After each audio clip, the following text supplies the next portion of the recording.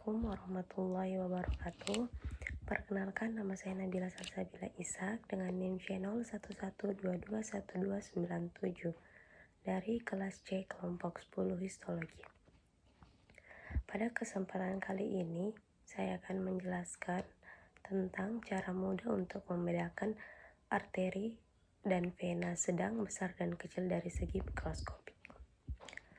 Yang pertama, saya akan membahas mengenai arteri, yaitu berdasarkan ukurannya, arteri terbagi menjadi 3, yaitu ada arteri besar, arteri kecil, dan arteri sedang.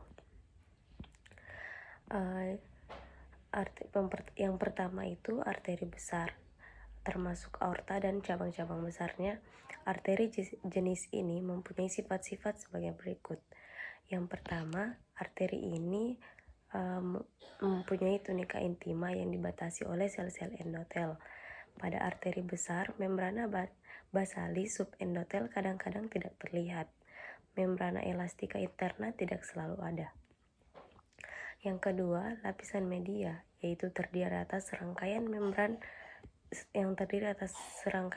elastin yang tersusun atas konsentris. Yang ketiga, ada tunika adventitia, tidak menunjukkan membrana eksterna, relatif tidak berkembang, dan mengandung serabut-serabut elastin dan kolagen. Adapun yang kedua, yaitu arteri yang berukuran sedang dan kecil, yaitu memiliki lapisan muskuler yang tebal. Sel-sel ini bercampur dengan sejumlah serabut elastin serta kolagen dan proteoglikan. Yang ketiga itu ada arteriola, yaitu merupakan pembuluh arteri yang kecil atau halus, bergaris tengah kurang dari 0,5 mm dan relatif mempunyai lumen yang sempit, memiliki tunika intima dengan tanpa lapisan subendotel, dan umumnya tidak mempunyai membrana elastik interna dan umumnya tidak mempunyai membrana elastik interna. Lapisan media adalah lapisan sel-sel otot polos yang tersusun melingkar. Lapisan adventitia tipis, tidak berkembang dengan baik, dan tidak menunjukkan adanya membrana elastik eksterna. Oke, selanjutnya kita beralih ke vena, di mana vena biasanya digolongkan menjadi yang pertama itu ada venula, garis tengah 0,2 sampai 1 mm yang ditandai oleh tunika intima yang terdiri atas endotel, tunika media tebal yang terdiri atas lapisan sel otot polos, dan jaringan adventitia merupakan lapisan yang paling tebal terdiri atas jaringan penyambung yang kaya akan serabut-serabut kolagen. Adapun yang kedua yaitu vena ukuran kecil atau sedang dan mempunyai garis tengah 1 sampai 9 mm. Tunika intima biasanya mempunyai lapisan subendotel yang tipis, tetapi hal ini pada suatu saat mungkin tidak ada.